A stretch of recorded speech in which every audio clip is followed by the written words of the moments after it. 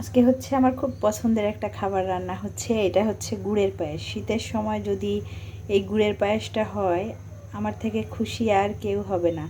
আমার মাঝে মধ্যে অল্প অল্প মানে সামান্য জিনিসে যে এত তৃপ্তি, এত শান্তি লাগে, আমি বলে বোঝাতে পারবো না। তো এখানে হচ্ছে 1 কেজি মতো হচ্ছে আপনার আমি দুধ নিয়ে নিয়েছি। আর হচ্ছে অল্প একটু হচ্ছে চাউল দিয়ে দিয়েছি, কারণ বেশি চাউল দিলে আবার ওই স্বাদটা আসবে না। আর দেশি, এটা হচ্ছে একদম পিওর আপনার খাঁটি গরুর দুধ। এটা হচ্ছে বাড়ির থেকে পাঠানো হয়েছিল, খাঁটি গরুর দুধ। আর হচ্ছে আমি মাঝখানে দিয়ে দিয়েছি হচ্ছে আপনার সে চাউলটা, তেজপাতা, আর হচ্ছে একটু গরম মশলা, এলাচ, লং, এগুলা দিলে হচ্ছে আপনার আপনার পায়েসের স্বাদ আরও দ্বিগুণ হয়ে যায়। আমার কাছে আর কি ভালো লাগে। সবাই হয়তো একভাবে খায় না, একভাবে পছন্দ না। তো দুধটা অনেক হয়ে আসছে, আর চাউলটাও অনেকটা সিদ্ধ হয়ে আসছে। তো এখন হচ্ছে অনবরত নাড়তে হবে, না হলে আবার লেগে যাবে।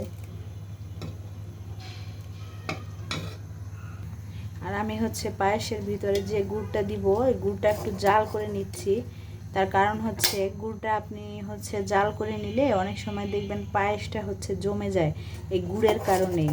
কিন্তু আপনি যদি এভাবে একটু জাল করে নেন একটু আর কি, তাহলে আর ওই দুধটা জমে যাওয়ার ওই ভয়টা আর থাকে না।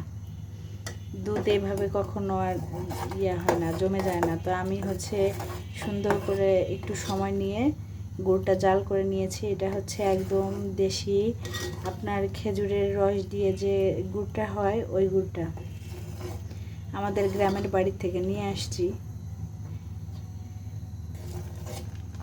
দেখুন কালারটা কি সুন্দর। এইটা দিয়ে যখন আপনার পায়েসটা রান্না হবে, মানে দেখেই যে চোখের একটা শান্তি, এটা আর অন্য কোনো কিছুতে পাওয়া যাবে না। আর এখন যদি একটু হচ্ছে আমাদের এলাকায় বলে আর কি চিতই পিঠা, ওই চিতই পিঠাটা যদি হতো, এই গুড়টা দিয়ে খেতে যে কি স্বাদ হইতো তার বলে বুঝাইতে পারবো না। আমি হচ্ছে আগে এত কিছু জানতাম না, এত কিছু করতেও পারতাম না, কিন্তু এখন বিয়ে হয়ে গেছে অনেক দিন, এখন কম বেশি টুকটাক অনেক কিছুই পারি।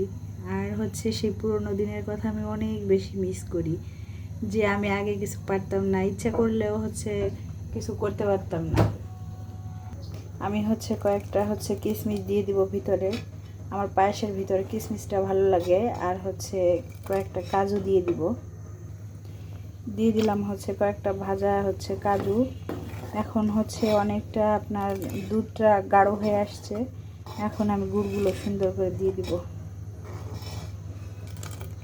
প্রিয়জনকে হচ্ছে যদি হাতের রান্না বা হাতের তৈরি কিছু খাওয়ানো যায়, তাহলে ভিতরে যে একটা শান্তি আসে, এটা আর বলে বোঝানো যায় না কাউকে। আমার মামনি হচ্ছে, ছোট মামনি বিশেষ করে, ও খুব পছন্দ করে। এখন আমি হচ্ছে গুড়টা দিয়ে দিব। তখন আমি যে জাল করে রাখছিলাম গুড় এখন দিয়ে দিব। গুড় দেওয়ার সঙ্গে সঙ্গে দেখবেন এত সুন্দর একটা কালার আসবে পায়েসটার। গুড়টা দিয়ে এখন আমি সুন্দর করে হচ্ছে চাউলের সঙ্গে মিশিয়ে নিব। দেখুন কালারটা কি সুন্দর হয়েছে না, দেখতেই হচ্ছে মানে ভিতরে আলাদা একটা শান্তি। তা আমি হচ্ছে আমার রান্না প্রায় শেষ হয়ে গিয়েছে, এখন আমি হচ্ছে একটু লবণ দিয়ে দিব, হালকা একটু লবণ দিব। হালকা লবণ না দিলে আপনার মিষ্টির যে স্বাদটা ওইটা আসবে না। আর লবণটা যদি আমি আগে দিয়ে দিতাম তাহলে চাউলটা সিদ্ধ হতো না। এখন চাউলটা সিদ্ধ হয়ে গিয়েছে, এখন আমি হচ্ছে হাতার সাহায্যে একটু নাড়া দিয়ে দিব, যাতে পায়েসটা সুন্দর হয়। আমার পায়েসটা হয়ে গিয়েছে, এখন হচ্ছে ঠান্ডা হওয়ার পালা। ঠান্ডা হইলেই আমি হচ্ছে সবাইকে খাইতে দিব। দেখুন গুড়টা একটুও কিন্তু জমেনি, কত সুন্দর হয়েছে। অনেক সময় হচ্ছে আপনার ওই গুড় ভালো না হইলে পায়েসটাই নষ্ট হয়ে যেত, পায়েসটার স্বাদও নষ্ট হয়ে যেত, খাইতে আর এত ভালো লাগতো না। এখন আমার রান্না শেষ, আর কালারটা কত সুন্দর আসছে না। কে কে আমার মতো এই পায়েস খাইতে পছন্দ করেন, গুড়ের পায়েস? তো সবার হচ্ছে দাওয়াত থাকলো, চলে আসেন। আপনাদের হচ্ছে পায়েস খাওয়াবো। যে যে আসবে এখন তাকেই খাওয়াবো। তো ভিডিওটা আর বড় করব না। সবাই ভালো থাকবেন, সুস্থ থাকবেন। আবার নতুন একটা ভিডিও নিয়ে সবার সামনে হাজির হয়ে যাব। তো আজকে এই পর্যন্তই। আমার পছন্দের পায়েস কে কে এই পায়েস খেতে পছন্দ করেন জানাবেন কিন্তু কমেন্টসের মাধ্যমে।